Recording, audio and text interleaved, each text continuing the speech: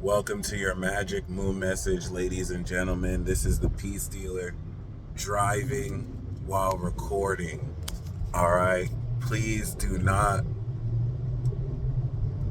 copy this irresponsible behavior. I'm not even looking at the road. I'm looking at the camera right now.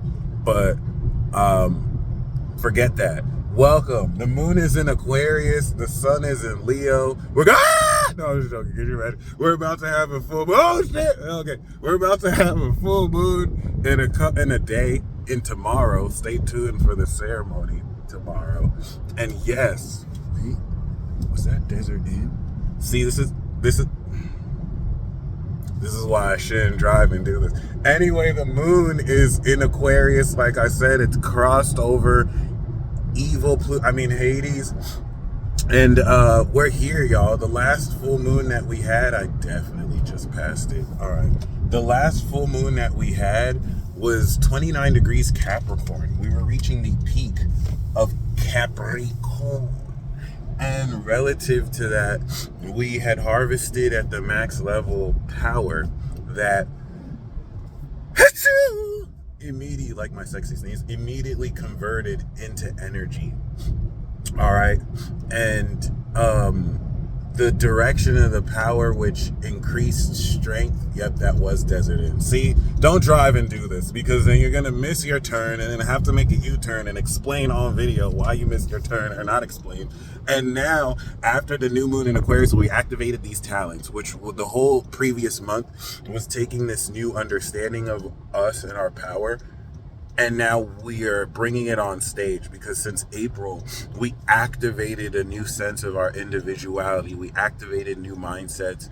We activated new directions relative to destiny and the North Node. I hope you know the world as we know it is ending. Cool. That being said, now we're presenting this activation on stage, and we activated this last year. Activating this last year was like I'm gonna use Pokemon analogies, I know. It was like Ash just getting his Pikachu, going on his adventure. This year you got your first badge. You're chilling with Brock and Misty, and now you're getting ready really to start the adventure. Real Pokemon heads know.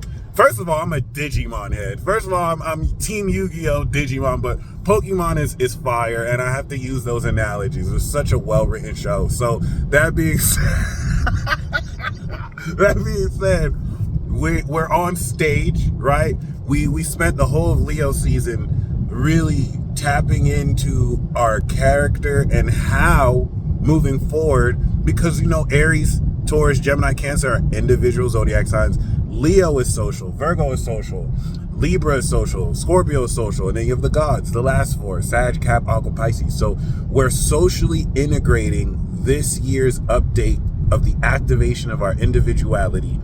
We, in Scorpio moon, began to integrate the deeper wisdom of this. Moon in Capricorn came through. You understood how to, master these new talents, integrate everything together. And this is it, guys. This is it. The next week ahead is straight up harvest.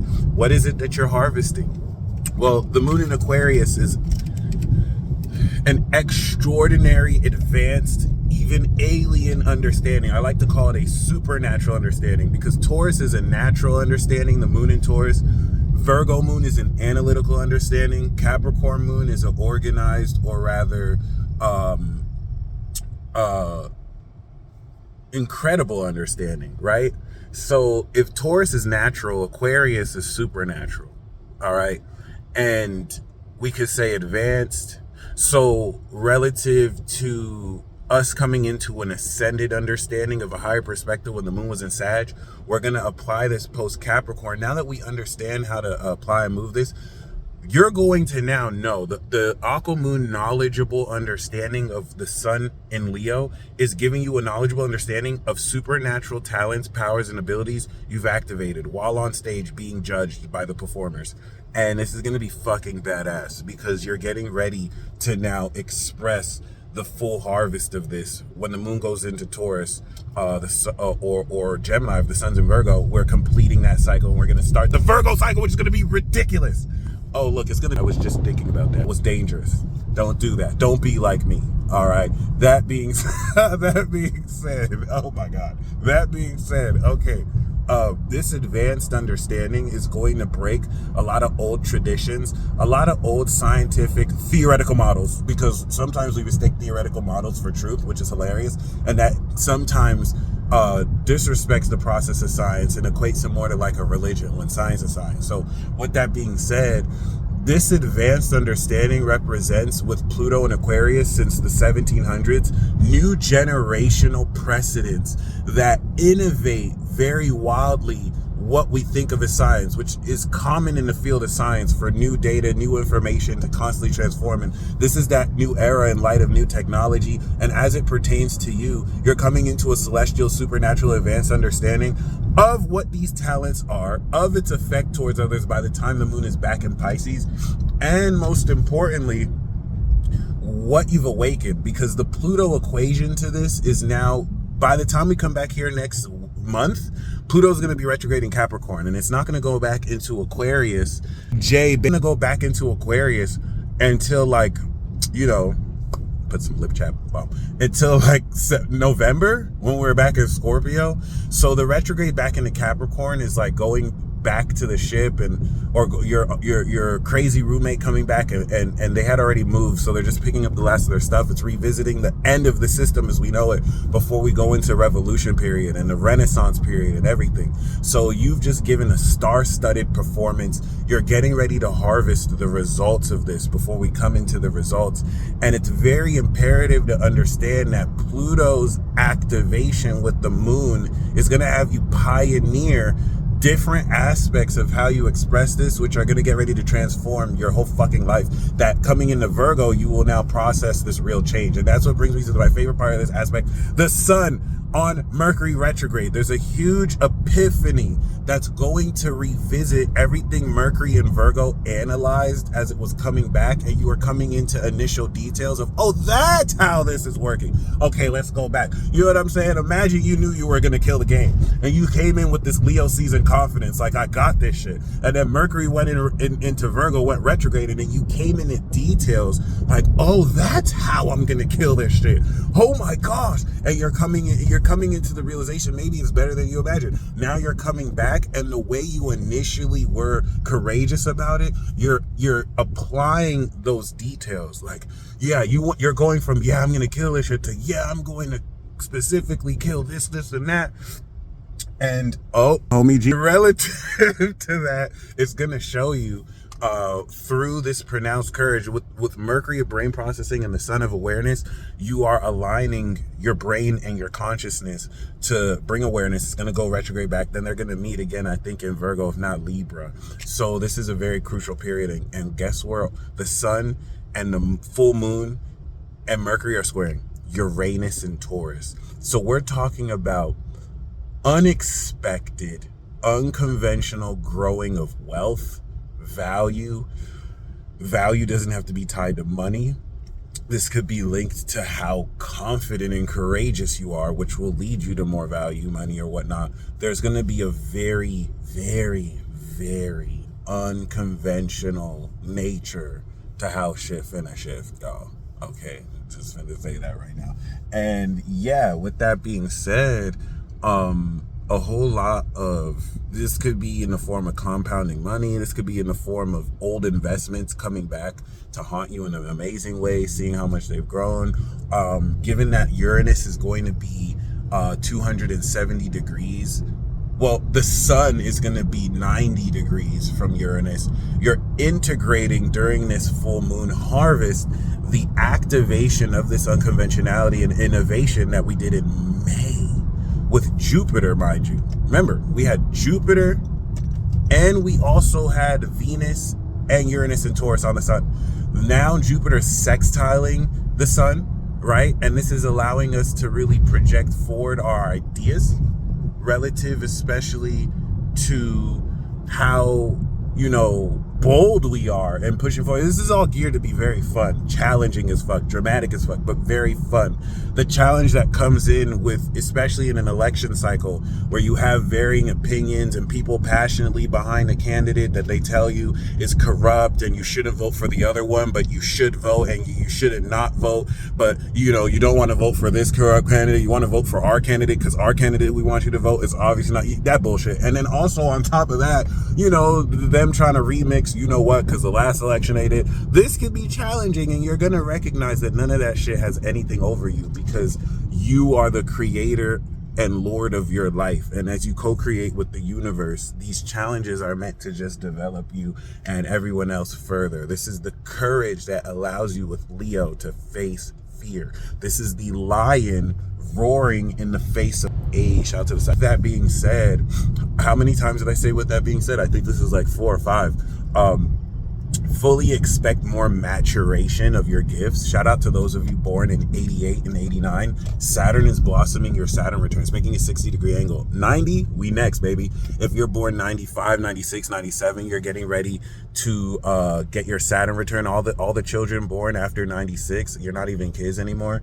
Like, you're coming of age. You guys coming of age over the rest of the decade is going to spark the creation of this new world, because you all have supernatural abilities on a godlike level. And then if you were born in 93, 94, 95, you might have gotten the hot potato because you're transitioning from the old generation to the new generation. You're coming of age right now at the highest level. So it's fucking awesome. This is a generational shift as we end one cycle and begin another. And this is what's going to make this full moon fucking supernatural. Excuse my language, but you know what the fuck it is. So with that being said, yeah, get excited about this. The moon aqua is having you know what it is you've been integrating. Like, you're going to experience certain things. It's going to help you come into a working knowledge with which you will apply on stage.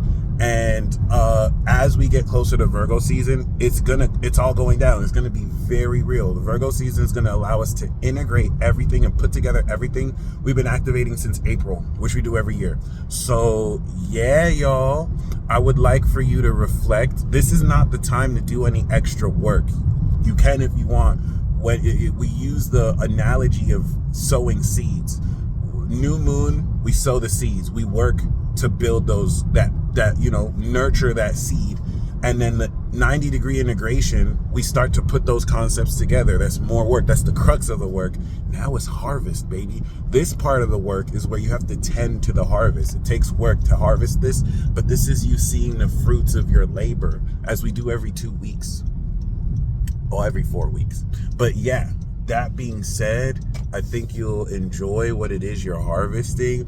And with the sextile to the North Node in Aries, this is going to apply this advanced understanding towards the direction you're meant to take in your destiny. And when the moon goes into Aries, you'll actually understand what direction to take. And yeah.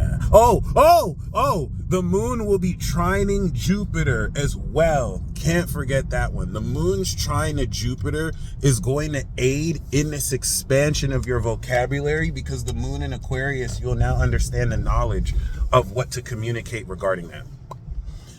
This is overall going to be a dope full moon. Now, do expect, crazy shit to happen. Do expect very weird, unexplainable, or just maybe shady stuff to occur. Fear programs. Don't give in to the fear programs. Personally, socially, really be mindful of the narratives that switch as the moon goes into Pisces, because a lot of collective fuckery is afoot. And in word of psychic attacks, tell me, I want you to comment Overcomer. And if you haven't heard that song Overcomer by Royce the 5'9", you're welcome. Go listen to that. Comment Overcomer if you've noticed a turnaround in the psychic attack.